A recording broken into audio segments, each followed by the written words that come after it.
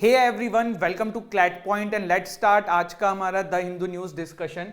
काफ़ी सारे अच्छे आर्टिकल आज के डेट में हमें डिस्कस करने के लिए हैं। सबसे पहले देखिए, अभी एक न्यूज़ बहुत चल रही है स्वीडन में इस्लामोफोबिया से रिलेटेड। क्या है ये पूरा मैटर, आज के सेशन में सबसे पहले यही जानेंगे। देखिए, अभी इन सब पे जाए ना तो पहले मैं आपको एक बॉडी है विश्व की, उसके बारे में थोड़ा सा बात कर लेते हैं जिससे थोड़ा सा आपको आइडिया लग जाएगा। इसका नाम क्या है? नेटो। क्या नाम है? नेटो। आपको कुछ दिन पहले ये खबर आई होगी कि रशिया यूक्रेन में लड़ाई हुई है जस्ट बिकॉज ऑफ किस वजह से? नेटो में यूक्रेन का नाम डालने से। उसके बाद हमने देखा था कि स्वीडन एंड फिनलैंड ने भी डिमांड किया था कि हम नेटो का पार्ट बनना चाहते हैं। तो क्यों सारी कंट्री विश्व की नेटो का पार्ट बनना चाहती हैं? देखिए, 1949 में नेटो स्टेब्लिश हुआ था अगेंस्ट द यूएसएसआर, जो उस समय सोवियत यूनियन होता था। नेटो का मेन जो पर्पस था वो ये था कि कल को अगर नेटो के मेंबर्स के ऊपर किसी भी कंट्री ने अटैक किया तो ये सारी जितने भी मेंबर कंट्रीज हैं वो ये मान के चलेंगी कि हमारे ऊपर अटैक हुआ है और ये सब मिलकर उसका जवाब देंगी। इसका बेस्ट एग्जांपल है वर्ल्ड ट्रेड सेंटर पे जब यूएस में अटैक किया गया था तो उस समय जितने भी नेटो के मेंबर्स थे सभी ने अपने ऊपर ये अटैक माना था और अफगानिस्तान में सभी ने अपनी सेना भेजी थी। ठीक है, इतनी चीजें क्लियर हुई। अब हम बात करते हैं कि अभी इससे क्या लेना देना है। तो देखो, नेटो के अंदर कोई भी कंट्री इसीलिए जुड़ना चाहती है कि कल को अगर उनके ऊपर कोई अटैक करे तो वो वहां पे उनकी मदद ले सके। अब यहां पे देखिए आपकी क्या है, स्वीडन एंड फिनलैंड। ठीक है, ये वाला पोर्शन है ना, विश्व के मैप में आप देख लो, ये अपना प्यारा भारत है, यहाँ पे ये स्वीडन एंड फिनलैंड है। ये भी पार्ट बनना चाहती है किसके? नेटो के। किससे बचने के लिए? रशिया से। इनको ये लग रहा है कि रशिया ने जो यूक्रेन के साथ किया कल को वो कहीं हमारे साथ ना कर दे, इसीलिए हम भी नेटो का पार्ट बन जाते हैं। अब नेटो के पार्ट बनने के लिए क्या होता है? नेटो के मान क्या लो 30 मेंबर्स हैं। ठीक है, अब अगर किसी नए बंदे को इसमें एंट्री चाहिए ना तो ये 30 के 30 मेंबर्स को अपनी एग्री दिखानी होगी, अपनी एसेंट देनी होगी कि हाँ भाई हम चाहते हैं कि इस कंट्री को इसमें ऐड कर दो। अगर इन 30 कंट्रीज में से किसी ने भी असहमति जताई तो फिर वो सामने वाली कंट्री नेटो का पार्ट नहीं बन पाएगी। क्लियर हुआ इतना? आई होप इतनी चीज आपको भी क्लियर हुई हो। अब देखो यहां पे क्या मसला है। मसला ये है कि टर्की ने स्वीडन से डिमांड करी थी। क्या डिमांड करी थी? देखो, जब स्वीडन एंड फिनलैंड नेटो का पार्ट बनना चाहते थे तो टर्की वॉज द इकलौती ऐसो नेटो की कंट्री जिसने कहा था कि भाई हम आपको इसका पार्ट नहीं बनने देंगे। अब टर्की ने ऐसा क्यों कहा था? पहले तो देखो स्वीडन की एक बार और अच्छे से लोकेशन देख लो, ये आपका फिनलैंड है और ये आपका रशिया है। ठीक है, चलिए सबसे पहले देखो टर्की ने ऐसा क्यों कहा कि हम आपको जो है इसका पार्ट नहीं बनने देंगे। टर्की के अंदर ना एक कुर्द ग्रुप होता है। कुर्द ग्रुप मतलब कर्दिश मिलिटेंट्स होते हैं काफी सारे। ये सारे टर्की के अंदर एक नया राष्ट्र की निर्माण करते हैं, नई कंट्री की डिमांड करते हैं और इसके चलते हुए काफी सारे मिलिटेंट एक्टिविटी वहां पे करते हैं और ये वहां से भाग के स्वीडन में जाके शरण ले लेते हैं। इसके बाद क्या हुआ, टर्की का ये कहना है कि भाई आपके यहाँ पे जितने भी कर्ड ग्रुप के लोग हैं उनको आप हमें अरेस्ट कराओ, तभी हम आपको नेटो का पार्ट बनने देंगे। स्वीडन में क्या है? स्वीडन में प्रॉब्लम ये है कि भाई लिबर्टी, डेमोक्रेसी, इन सब पे बात करते हैं। स्वीडन के लोगों का ये कहना है कि भाई अगर आपने इन लोगों को टर्की को सौंप दिया तो टर्की तो इनको फांसी पे चला देगा, तो इनको आप मत सौंपिए, भले आपको नेटो का पार्ट ना बनने का मौका मिले। तो इस वजह से सारी चीजें हैं। कुछ दिन पहले स्वीडन ने मना कर दिया था कि भैया हम जो है ना ये नहीं दे पाएंगे आपको, कर्डिश पीपल को हम आपको नहीं दे पाएंगे, जिसके चलते हुए टर्की ने स्पष्ट शब्दों में कह दिया था कि ठीक है भाई आप हमें मत दो, अब हम जो है आपको नेटो का पार्ट नहीं बनने देंगे। अब क्या हुआ? पहले क्या हुआ ना, उससे पहले एक चीज और बता देता हूं।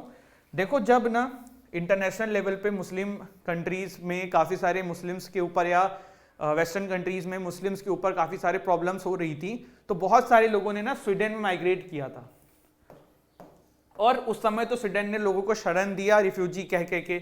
बट अब क्या हुआ ना, स्वीडन की पॉपुलेशन का 20% जो है ना वो मुस्लिम हो चुकी हैं। तो अब इसके वजह से स्वीडन में काफी सारे राइट विंग जो है ना वो खड़ी हो रही है, जो ये कहती है कि भाई इन लोगों को वापस भेजो, अपने देश के लोगों को पहले राइट्स दो और ये सारी चीजें। अब अभी क्या मैटर हुआ? अभी ना स्वीडन ने, टर्की ने, क्योंकि उसको शामिल नहीं होने दे रहा है नेटो में, और नेटो में स्वीडन शामिल होना चाहता है क्योंकि छोटी सी कंट्री है, कल को रशिया ऐसे कर देगा तब क्या करेंगे, तो नेटो में सेफ्टी चाहता है। तो हुआ ये कि वहां की राइट विंग ने टर्की की एम्बेसी के सामने कुरान को जलाया। मैं फिर से रिपीट कर रहा हूं, टर्की की एम्बेसी के सामने स्वीडन के अंदर कुरान को जलाया गया है, जो कि एक बहुत ज्यादा पवित्र एक स्कल्पचर है, पवित्र चीज है इन इस्लामिक रिलीजन।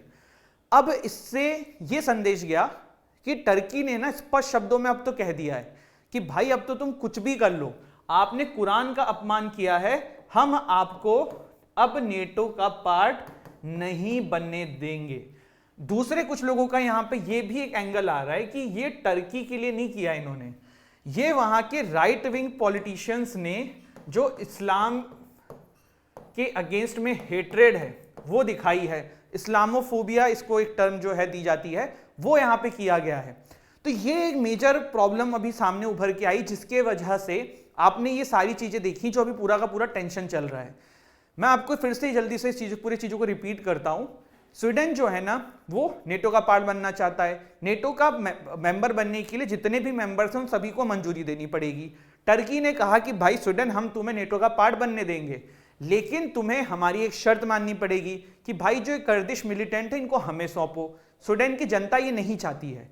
अभी क्या हुआ, स्वीडन में राइट विंग भी क्रिएट हो रही, क्योंकि वहां पे अब 20% पॉपुलेशन धीरे धीरे बढ़ते बढ़ते मुस्लिम लोगों की हो चुकी है। तो वहां पे कुछ लोग जो हैं वो अब इस चीज को पसंद नहीं कर रहे हैं, वो चाहते हैं इनको वापस भेज दिया जाए।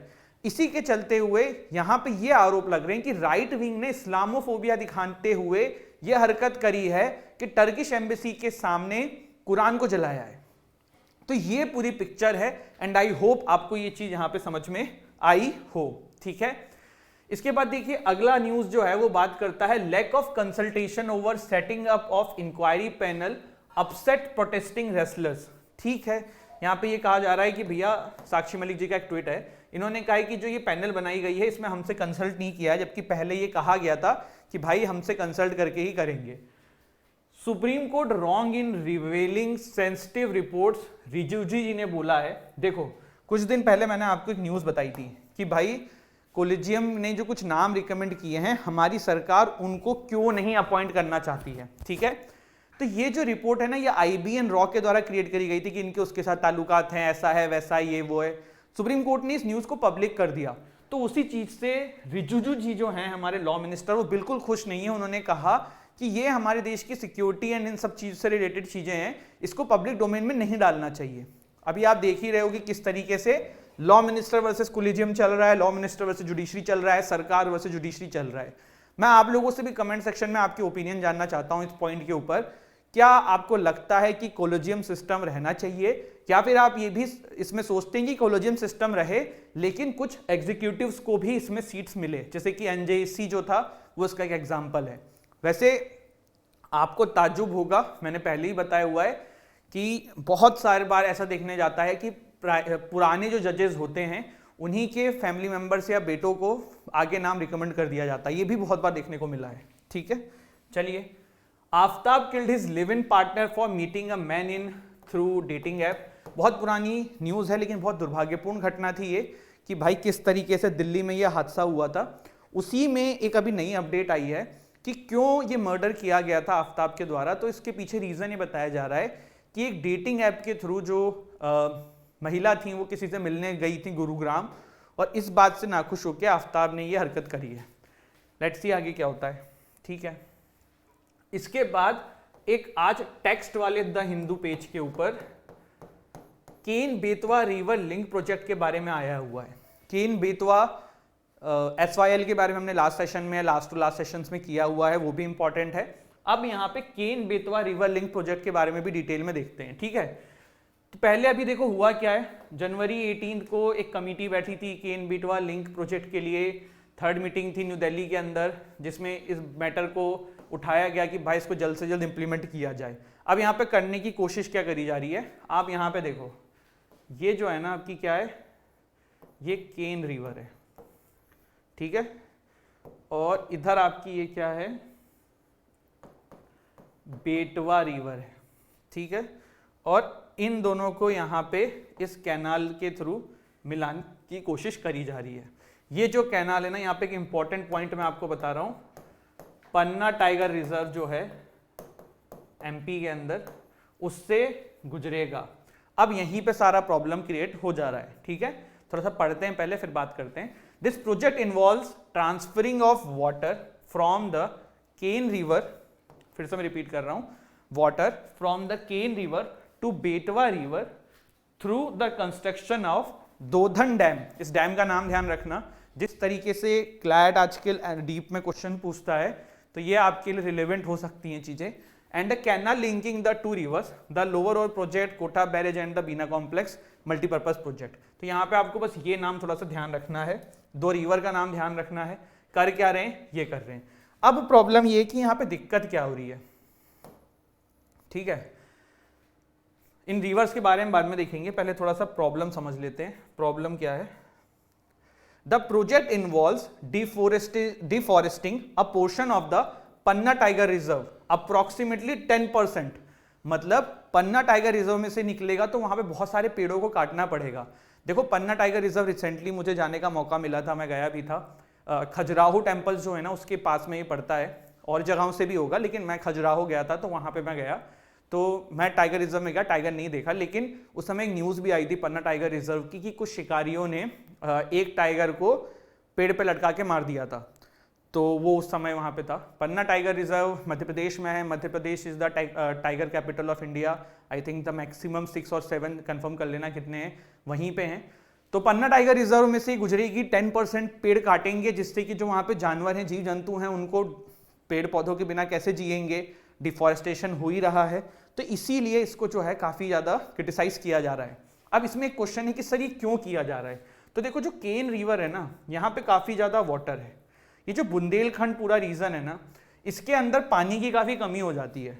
अब ये जो पूरा का पूरा कैनाल है ना, ये यूपी और एमपी दोनों के काफी सारे जगहों पे जो पानी खत्म हो जाता है, मोस्टली बेतवा रिवर में या और भी बीच में, उसको भरपाई करेगा।